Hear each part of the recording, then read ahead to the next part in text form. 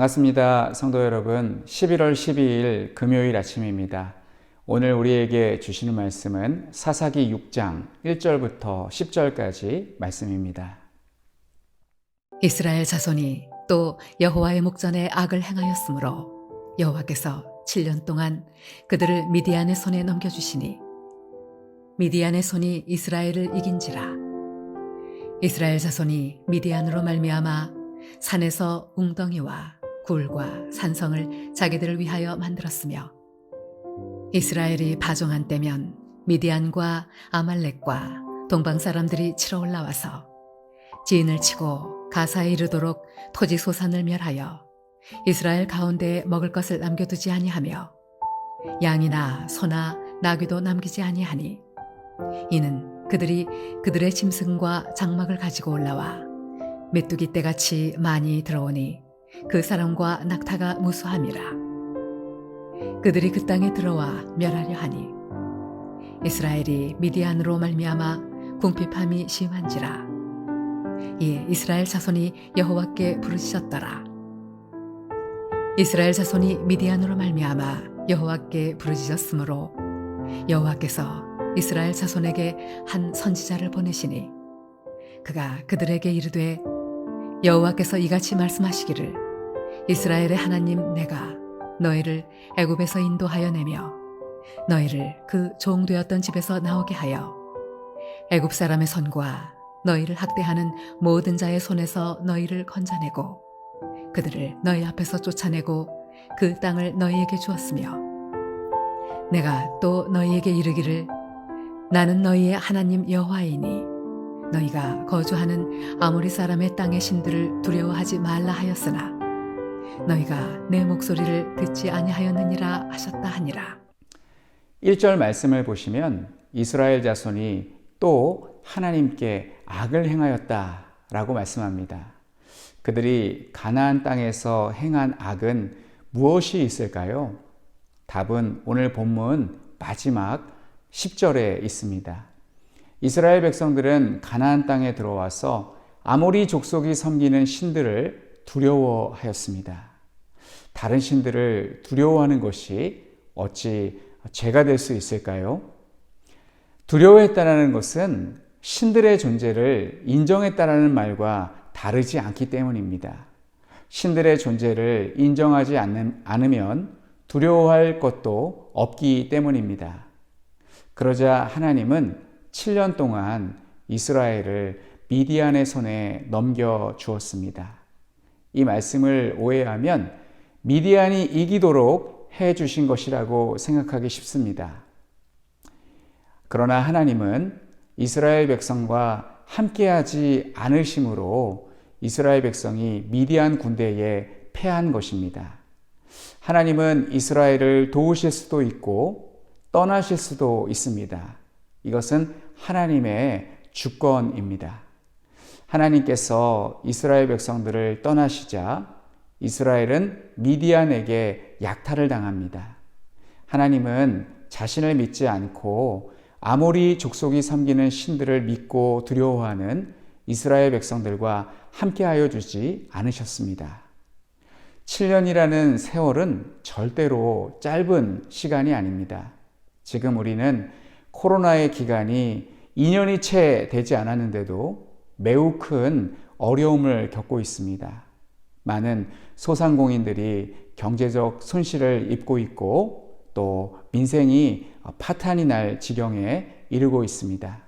그런데 거기에 5년을 더한다고 생각해 보십시오. 그렇게 된다면 우리의 삶은 매우 큰 타격을 입게 될 것입니다. 미디안의 공격에 이스라엘 백성들이 할 수 있는 일이란 겨우 웅덩이와 굴과 산성을 만드는 것뿐이었습니다. 그러나 그것으로 외적의 침입을 막을 수 없었습니다. 그 이유는 그들의 숫자가 이스라엘 백성들과 비교가 안 될 정도로 너무나 많았기 때문입니다. 5절 말씀을 보시면 낙타를 타고 침입하는 미디안의 군대가 메뚜기와 메뚜기 떼와 같았다고 말씀하고 있습니다. 우리나라도 6.25 전쟁 때 북한까지 진격하여 통일을 이룰 수 있었습니다. 그러나 중공군의 개입으로 결국 분단이 되고 말았습니다. 중공군의 전술은 인의 전술이라는 말이 있을 정도로 정말 사람이 바다처럼 몰려왔다고 합니다. 아무리 총을 쏘고 포탄을 발사해도 계속 바다처럼 밀려드는 중공군 때문에 유엔군과 국군은 퇴각할 수밖에 없었습니다. 하나님께서 7년 동안이나 이스라엘 백성이 미디안으로부터 구해 주시지 않으신 것은 이스라엘 백성들이 7년 동안 하나님께 부르짖지 않았기 때문이었습니다. 7년이 되자 그때서야 이스라엘 백성이 하나님께 부르짖습니다. 그러자 하나님은 한 선지자를 보내십니다. 그 선지자는 하나님의 말씀을 전합니다. 하나님은 애굽에서 400년간 종살이하던 이스라엘 백성들을 인도해 주셨다고 말씀하십니다. 인도해 주셨다라는 이 말씀은 내가 너희를 구원하였다라는 말씀입니다. 하나님께서 이스라엘 백성들을 애굽에서 구원하셨는데 이스라엘 백성들은 어찌하여 아모리 족속의 신들을 두려워한단 말인가? 라고 책망하시는 말씀입니다. 하나님은 이스라엘 백성에게 하나님만 두려워하고 다른 신을 두려워하지 말라고 말씀하셨습니다. 사람은 남의 떡이 더 커 보인다고 남이 믿는 신이 더 신통한 것 같고 더 강해 보입니다. 그리고 내가 믿는 신이 하나님이고 정말 참 신인데 이상하게도 초라하게 아무 능력이 없는 것처럼 그렇게 여겨질 때가 있습니다. 그래서 이스라엘 백성들은 하나님을 떠나 아모리 사람의 땅의 신들을 섬겼습니다. 이제 이스라엘 백성들이 살 길은 오직 하나입니다. 아모리 사람의 신들을 버리고 하나님께 돌아가는 것입니다. 그래야만 미디안 군대에게 승리할 수 있습니다. 사랑하는 성도 여러분, 우리도 이 땅을 살아갈 때에 다른 신을 섬기지는 않습니다. 그러나 때로 다른 사람이 믿는 종교를 인정해주고 싶은 마음이 생길 때가 있습니다. 그래서 종교가 없는 사람이면 몰라도 다른 종교를 믿는 사람들에게 전도를 하지 않습니다. 예를 들면 불교를 믿는 사람에게 전도하는 것을 아주 매너 없고 교양 없는 행동이라고 여기는 것입니다. 그래서 우리는 하나님만 경외해야 하고 그리고 하나님만 유일한 신이라고 선포할 수 있어야 합니다. 그리고 다른 종교를 믿는 사람에게 하나님, 예수님을 믿도록 전도해야 합니다. 그래야 우리는 세상에서 승리하는 그리스도인이 될 수 있습니다. 그렇게 하나님만 높이며 세상의 다른 어떤 것도 두려워하지 않는 승리하는 삶을 사시는 우리 모두가 되시기를 간절히 축원합니다. 이 시간 우리 함께 기도하겠습니다. 첫째는 세상의 것들을 두려워하지 않으며 오직 하나님만 경외하며 높이는 삶을 살게 하옵소서. 두 번째는 필리핀의 정성호 김선자 선교사님을 위해서 기도하겠습니다. 안디옥 교회가 지역사회의 등대와 같은 역할을 감당할 수 있도록 어려운 시기에 필리핀 교회를 하나님께서 더 든든히 세워주시도록 새로운 사역지에서 사역을 시작하는 아들 정선만 목사에게 능력과 은혜를 더해 주시도록 위해서 기도해 주시기 바랍니다. 우리 함께 기도하겠습니다. 하나님 아버지 은혜를 감사합니다. 하나님 우리가 세상의 것들을 두려워하지 않게 하시고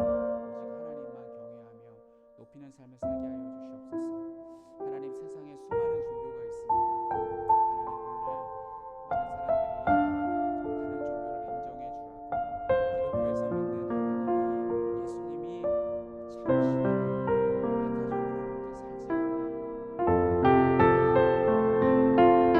말라고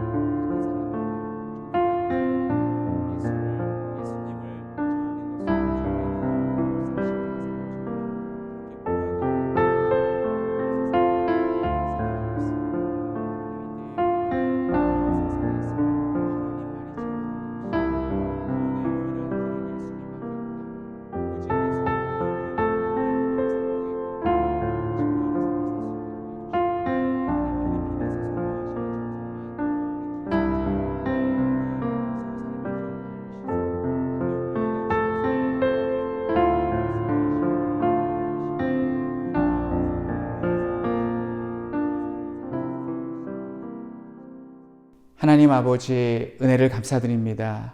이스라엘 백성들이 가나안 땅에 들어가서 아모리 땅에 신들을 두려워하고 섬겼습니다. 그러자 하나님께서 그들을 떠나셨습니다. 하나님, 오늘날 우리도 이 땅을 살아갈 때에 다른 종교를 믿는 사람들, 그들에게 복음을 전하는 것을 주저할 때가 있습니다. 그들의 종교를 인정해 주는 것이 교양 있고 매너 있는 행동처럼 그렇게 여겨질 때가 있습니다.